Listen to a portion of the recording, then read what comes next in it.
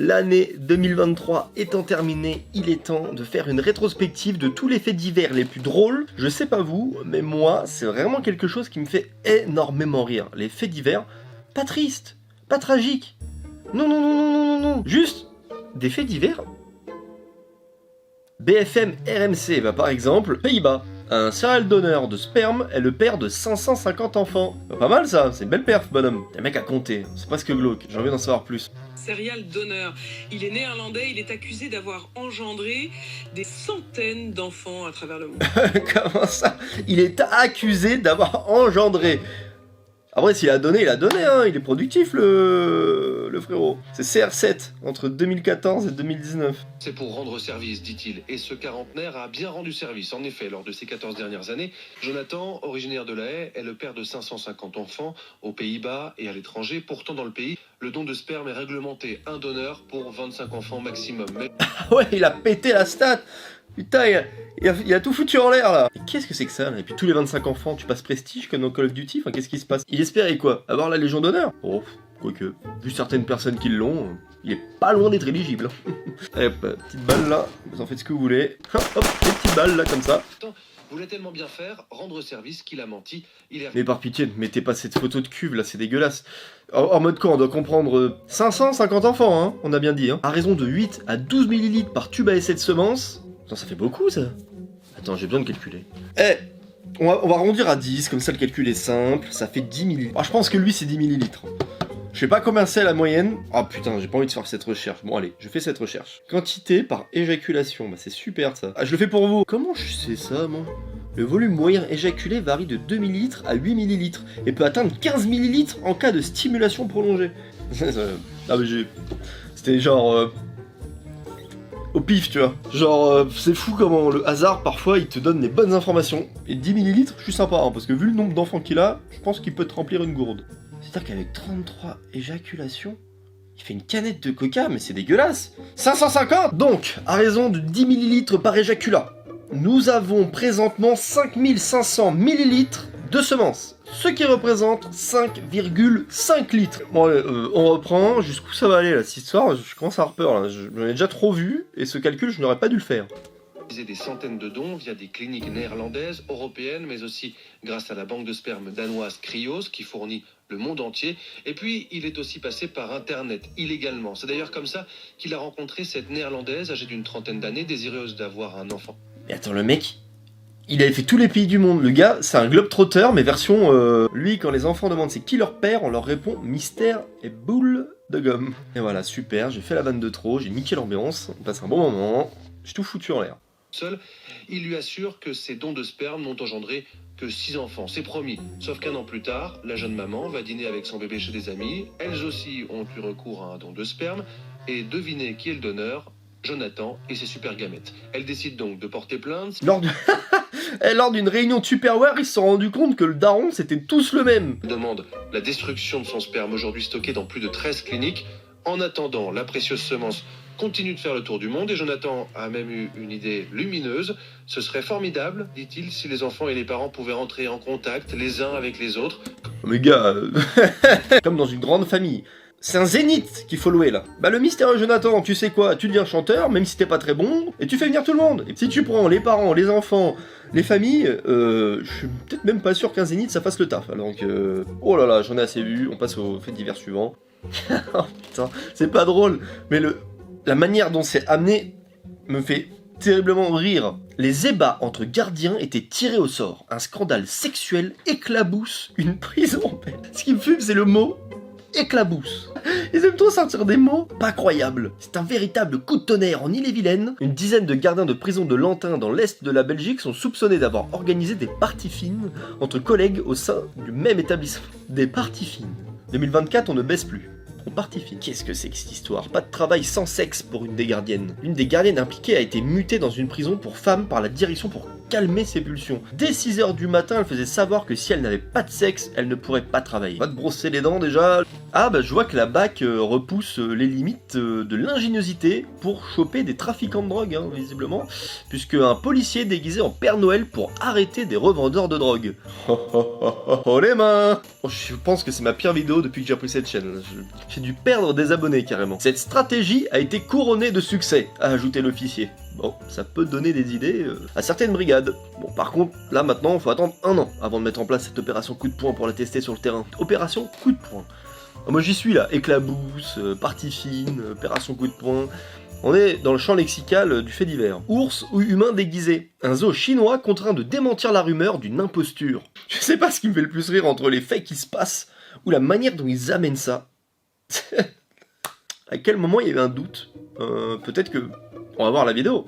Alors avant de regarder la vidéo, est-ce qu'on peut en savoir un peu plus? Un zoo chinois a été contraint de confirmer qu'un de ses ours était bel et bien un animal après la publication sur internet d'images de l'oursidé se tenant sur ses pattes arrière comme un humain.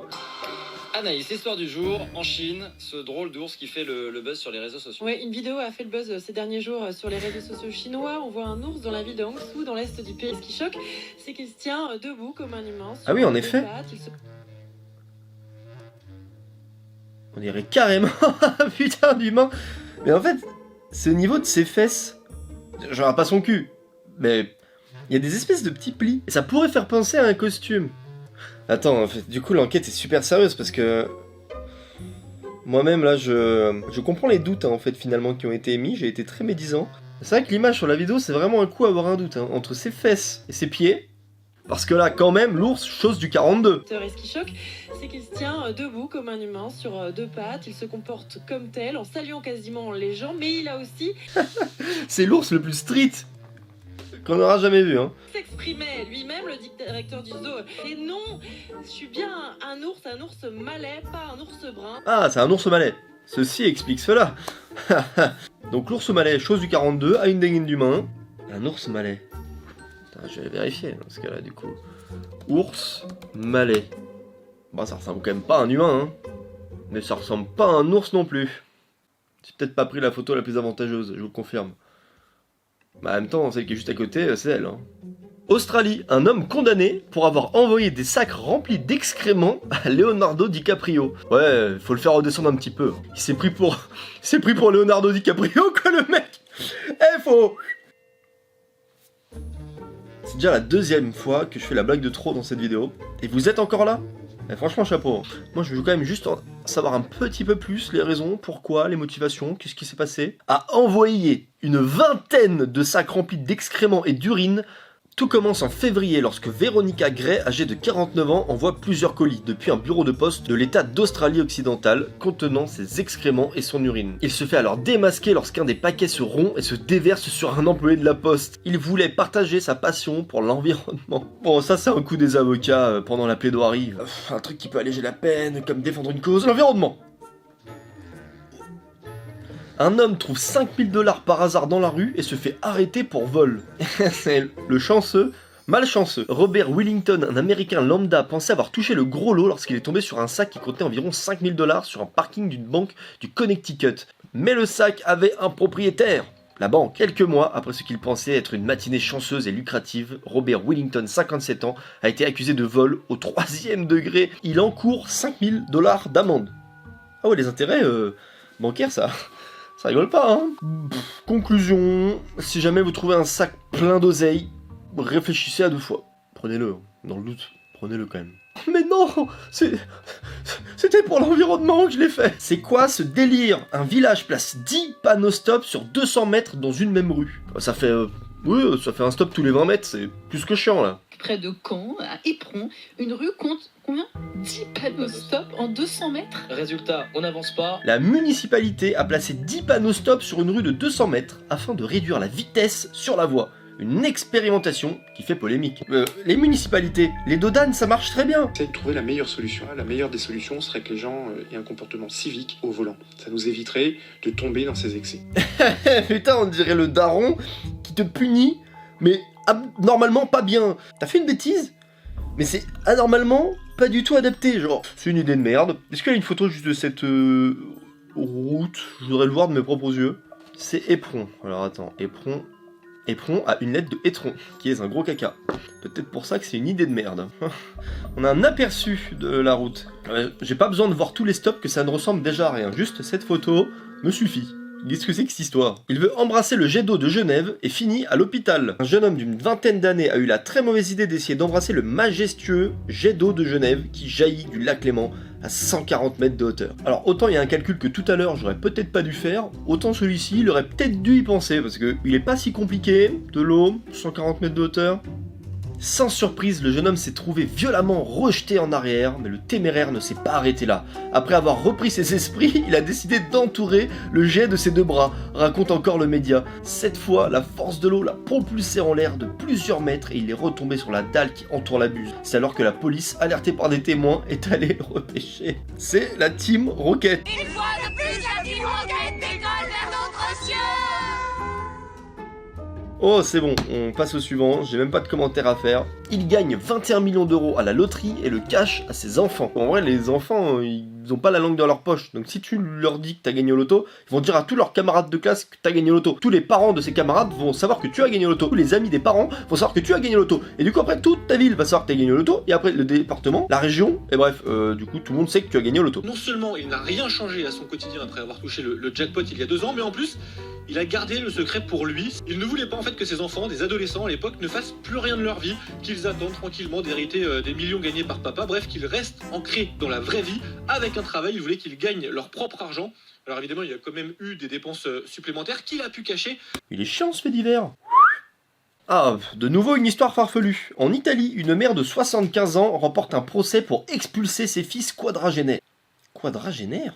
Quarantenaire. Elle en peut plus, ça fait 20 ans qu'elle attend que vous vous cassiez. Elle veut baiser, pardi, mais laissez-la baiser, laissez-la tranquille. Allez, pourquoi cette vidéo me fait péter des plombs, je ne sais pas. Moi je suis là pour lire entre les lignes. Une mère de famille italienne a obtenu en justice l'expulsion de ses deux fils de 40 et 42 ans. Ces derniers, qui disposent pourtant d'un emploi stable, refusaient de quitter le domicile familial et ne participaient à aucune dépense ni tâche ménagère. Ah ouais, non mais alors, d'accord. Oh les picsous de baiser. Leur compte bancaire il déborde. Carrément quand ils marchent, il y a des billets qui sortent des poches. C'est peut-être à eux le sac de billets de 5000 €. Oi. Orléans. Il y avait un fait divers de fou dans ma ville et je ne suis pas au courant. Une visiteuse passe la nuit en prison après avoir été oubliée dans le parloir. On a une prison à Orléans. C'est le gars qui après 18 ans de vie dans cette ville apprend plein de trucs sur cet article. C'est trop une dinguerie. Elle s'est retrouvée incarcérée à son insu, sans rien avoir à se reprocher, sans même avoir été arrêtée. Cette jeune femme, d'une vingtaine d'années, est visiteuse de prison. Cela veut dire qu'elle donne un peu de son temps, bénévolement, pour aller rencontrer des détenus au parloir, discuter, participer à leur future réinsertion. Elle participe à leur future réinsertion, et du coup, en échange, ils l'ont incarcérée. Ça, c'est donnant-donnant, quoi. C'est là que le gars revient le lendemain. Et toi, là-bas, mais qu'est-ce que tu fais dehors ? Je travaille bénévolement. Il va jamais te croire. J'espère il est physionomiste, le surveillant ou la surveillante de prison, parce que sinon, hop là, dans une cellule, et tu me casses pas les couilles, et tu la fermes ta gueule, hein. Pour sécher sa voiture en sortant de la station de lavage, il appuie un peu trop sur le champignon. Ah, c'est l'excuse qu'il a donnée aux policiers, putain. Oh là là là. En même temps, les policiers, quand ils t'arrêtent, ils aiment bien te poser une question. Vous savez pourquoi je vous arrête ? Le mec, il a tenté un tout pour le tout. Il s'est dit, oh, allez, foutu pour foutu, je vais essayer de les faire marrer. Le conducteur de la camionnette roulait à une vitesse de 121 km/h sur un axe routier limité à 50. Il leur a répondu qu'il voulait sécher rapidement son véhicule. L'homme s'est vu retirer sur le champ son permis de conduire. Une famille américaine trouve un hibou dans son sapin de Noël. T'es là depuis combien de temps, le hibou ? Super réaliste, ta décoration, là. L'oiseau s'est coincé entre les branches, passant inaperçu pendant 4 jours. Putain, elle est vachement réaliste, la décoration là-bas, on dirait un hibou, hein, c'est fou. We use this room non-stop, watch TV, kitchen's right here, no indication. Mais tu sais, tout le monde était hyper satisfait de la décoration, tout le monde trouvait ça très réaliste et très réussi, et personne, mais comme tout le monde était un petit peu jaloux de l'initiative, personne voulait savoir vraiment qui avait fait une décoration aussi bien, quoi. Donc, au reportage, dans cet EHPAD normand, les résidents retrouvent de la mobilité grâce à l'escrime. Il y a des étapes quand même entre mobilité et escrime, on ne s'attendait vraiment pas à ces résultats. Ah bah tu m'étonnes, ils se sont entretués là, comme ça il y a moins de taf. À quel moment on est passé d'exercice de mobilité à on se fout sur la gueule avec des épées? Elle découvre qu'elle est mariée par erreur à 2 hommes en demandant une copie de son acte de naissance. Ah, mince. On n'oublie pas tous les mêmes trucs, hein. Moi j'oublie des trucs dans mon micro-ondes ou dans le four. Eh bah, elle a été pleine de rebondissements cette année 2023. Bon, j'espère que 2024 le sera tout autant. Bonne année à vous, abonnez-vous. Il y a mes 2 dernières vidéos. Salut, salut. Putain, elle était pas mal cette outro. Rapide, efficace, franchement, j'en suis plutôt fier.